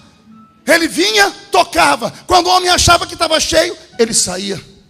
Tem gente que pensa que Sansão era um homem forte, parecido com Arnold Schwarzenegger, bíceps avantajados. Não, a força dele não estava nos braços. Pelo que eu leio da Bíblia, ele devia ser gordo, barrigudo, porque era cachaceiro. Enchia a cara de cachaça. Vai ver ele na cidade de Gaza, bebeu até dormir. A força dele não estava nos bíceps. A força dele estava em uma promessa. Mesmo bêbado, à meia-noite, tinha promessa ao infeliz. Mesmo bêbado, trancaram os portões da cidade, mas tinha promessa ao infeliz. Deus olhou do céu e disse: mesmo bêbado tem promessa. Espírito Santo, pega ele. O Espírito Santo desceu em Sansão. Ele levantou meio bêbado, deu uma olhadinha, estava tudo fechado. Ele viu o portão da cidade. Não era igual o portão da sua casa, era uma cidadela. Um portão que pesava no mínimo umas 3 toneladas. Já assistiu aqueles filmes antigos? As cidades cercadas, aquele portão gigante, os soldados ficam ali. Era daquele jeito. Pois Sansão foi para cima daquele portão. Ao invés de quebrar e jogar fora, ele agarrou o portão e arrancou e pôs no ombro. E saiu andando. Eu acompanhei a trajetória na Bíblia. Ele não foi em linha reta. A Bíblia diz que ele subiu uma montanha com 3 toneladas nos ombros. Ele subiu uma montanha. E eu fui acompanhando só para ver no que ia dar. Lá, uma distância de 10, 15 quilômetros no alto da montanha, ele joga o portão fora. Era Deus dizendo assim: quem está cheio do Espírito Santo, se a porta estiver fechada, ele arranca e joga fora, para nunca mais a porta ficar fechada. Pastor, o que o senhor quer dizer com isso? Agora olhe para mim. Eu estou no Novo Testamento. Eu estou no tempo da graça. O homem perdeu o Espírito Santo, mas Jesus devolveu. O homem ficou vazio. João, quando chegou na terra, os homens olharam para ele e disseram assim: tu és o Messias? Ele disse: não, eu batizo com água, mas vem um aí que vos batizará com o Espírito Santo e com fogo. Um dia os discípulos estavam andando ao lado dele. Ele ressuscitou, deu uma olhadinha para a cara deles e disse: agora vocês já estão prontos. Ele parou e fez assim para eles: ei. Ele soprou sobre eles e disse: recebei o Espírito Santo. Naquele momento os discípulos foram lavados. Existem 2 maneiras de ter o Espírito Santo. Abre a mão direita, acompanhe, diga: a primeira é aqui. Bate no peito. Olha para o seu irmão e diga: a primeira é aqui. Você pode ter o Espírito Santo dentro. Diga: isso é para salvação. Agora tem a segunda forma. Pergunte qual? Acompanhe a mão, tire a mão daqui. Aqui. Aqui é sobre. Aqui é autoridade e revestimento. Acompanhe a minha mão. Aqui você está vestido. Aqui você está revestido. Aqui você está salvo. Aqui você está salvo e ungido para a batalha. Aqui é para todo mundo. aqui é só para quem pede. Não, você não entendeu nada. Vou falar de novo. Aqui qualquer um pode ter. O Espírito Santo aqui dentro qualquer um pode ter. É o sopro. Todos estão salvos, mas não basta ser salvo. Tem um upgrade. Você pode ser crente, vir para a igreja, ser cheio do Espírito Santo e salvo. Seu nome está escrito no livro da vida. Mas o Senhor te faz um desafio. Quer mais? Então eu vou te dar o Espírito, além daqui vou te dar aqui. Aí você vai falar em línguas, profetizar, interpretar as línguas, expulsar demônios, vai curar os enfermos, vai operar com sinais, prodígios e maravilhas, vai mostrar para esse mundo que mesmo sendo de carne e osso, você pode operar com poder e glória nessa terra. Eu estou pregando para um exército aqui em Belo Horizonte nesta manhã. Esses homens e mulheres que estão na minha frente nunca mais serão os mesmos. Depois desta santa ceia, eu queria ver o diabo encarar você. Ele vai se levantar para cair. Só quem está cheio do Espírito Santo, dê um grito para acordar Belo Horizonte. Pegue na mão de quem está do seu lado. Vê se o irmão está cheio do Espírito Santo. Pastor, como é que eu vejo? Veja o que ele fala. Dê uma olhadinha nos lábios dele, vê se ele está dando glória a Deus ou se ele está mascando essa desgraça desse chiclete. Vê se os pés dele estão parados ou se ele está batendo o pé no chão dizendo: essa terra é minha. Vê se a mão dele está frouxa ou se ele está apertando a sua mão. Crente cheio do Espírito Santo não leva afronta para casa. Crente cheio do Espírito Santo não aceita derrota. Quem está cheio do Espírito Santo reage.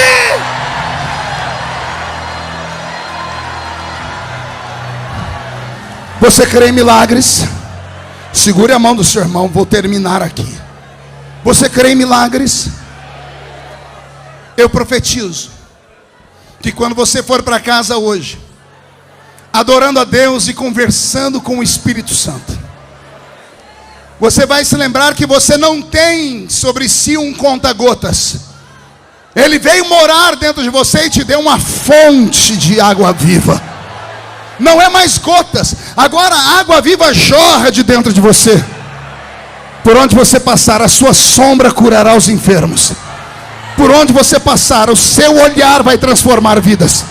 Por onde você passar, vai acontecer sinais, prodígios e maravilhas. Se você acredita nisso, aperte a mão do seu irmão e solte um brado de vitória. Um brado de vitória.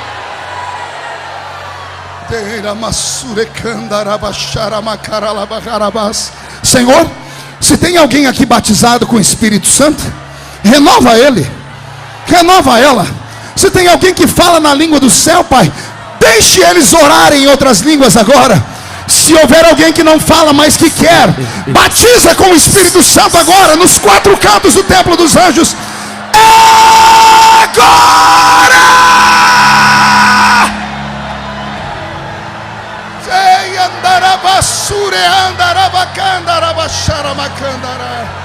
Solte a mão do seu irmão, levante a mão direita bem alto e diga comigo: Deus me dá poder e autoridade.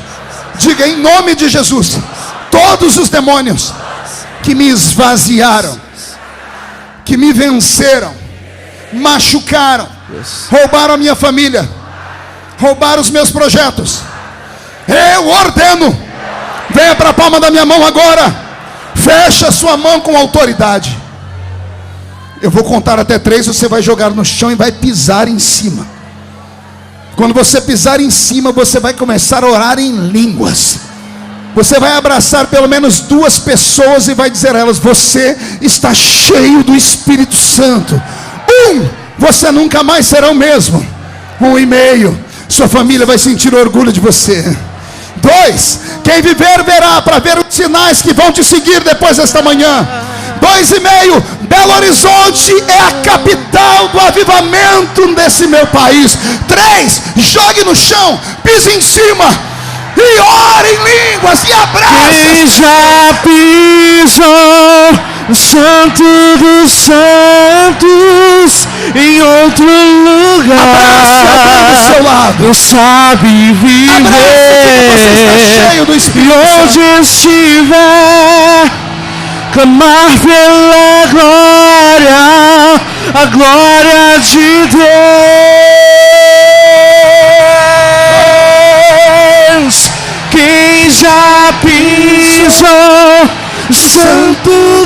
santos em outro lugar, não sabe viver. E onde estiver, clamar pela glória, a glória de Deus. Quem pode aplaudir a Jesus? Quem pode aplaudir e gritar? Glória de Deus. Quem pode aplaudir, gritar e dar um pulo para cima? Quem está cheio do Espírito Santo? Senhor, eu encerro este pequeno sermão te agradecendo, porque Tu és real, Tu és verdadeiro. E eu profetizo que este dia será um dia especial. E esta semana será uma semana de surpresas e milagres, porque o amigo Espírito Santo caminhará conosco. E só quem crê dá mais um grito de glória a Deus. E tome o seu assento aplaudindo a Jesus, porque Ele é bom.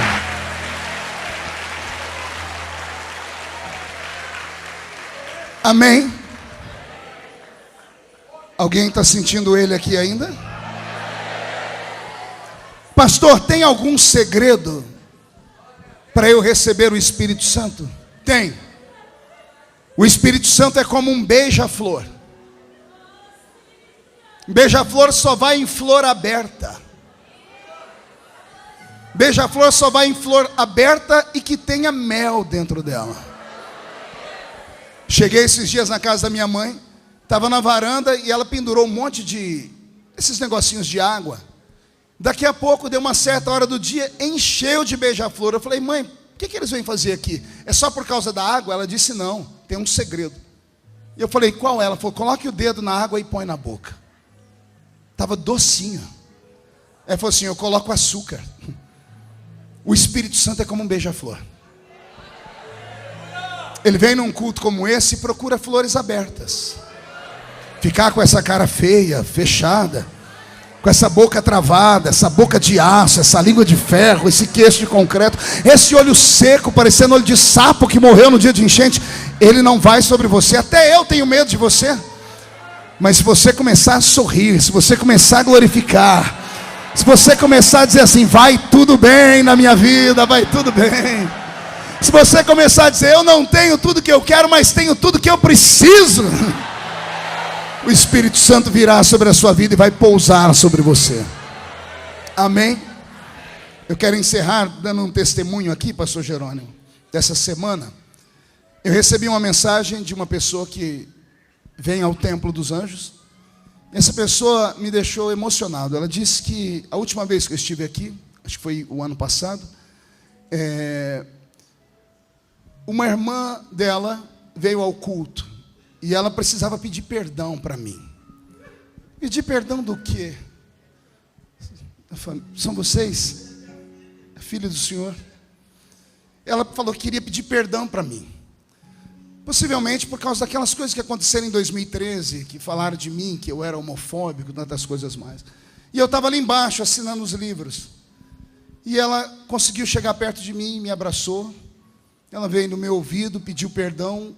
E eu só liberei o perdão, só dei um sorriso. E disse para ela, não precisava nem pedir perdão, porque eu nasci para isso. E dei um abraço bem firme e disse, Jesus te ama. Ela estava afastada dos caminhos do Senhor, voltou, passou 15 dias cheia do Espírito Santo. 15 dias depois, Jesus levou para o céu. O Templo dos Anjos foi o lugar que Jesus trouxe para ela se abraçar com Deus de novo. Essa que é a filha dela, sua mamãe está no céu, está melhor que a gente. Está esperando a gente. Ela deve estar lá brincando com meu filho. Eu tenho um filho que já foi para lá. Jesus trouxe o Senhor aqui hoje só para te lembrar de que a vida está na mão dele. A vida é um pequeno estágio. Eu lembro quando eu era menino, você ia para uma empresa para ser contratado, a empresa não era obrigada a te registrar, fazia um contrato. Lembra disso? Era um contrato de 3 meses de experiência. Aqueles 3 meses, no final dele, o chefe te chamava e dizia assim, ó, você serve para o trabalho, vai ser registrado. Você não serve, vai ser dispensado. A vida é mais ou menos assim. Você é colocado nesse mundo para um teste. As pessoas que vão embora mais cedo é porque já passaram no teste. Jesus olhou e disse assim, você foi aprovado. Foram aprovado e recebeu uma coroa em outro lugar. Ninguém fica para a semente. Cedo ou tarde, jovem ou velho, todo mundo vai. O que importa não é ir, mas é em como ir. Você tem a opção de ir sozinho ou ir abraçado com o Espírito Santo. A Bíblia Sagrada, quando vai falar da morte, fala de Lázaro e o rico. Quem já leu a história? A Bíblia diz, morreu Lázaro e foi sepultado. Ou melhor, morreu o rico e foi sepultado. Lázaro não. Um anjo veio, pegou ele pela mão e levou ele para o céu. A diferença entre quem serve a Deus e quem não serve está no dia final. O amor de Deus era tão grande por ela, que o Senhor queria ela para Ele. E ela precisou vir aqui, se libertar, ficar cheia do Espírito Santo. Então eu quero dizer a vocês que Deus tem ela no coração dele.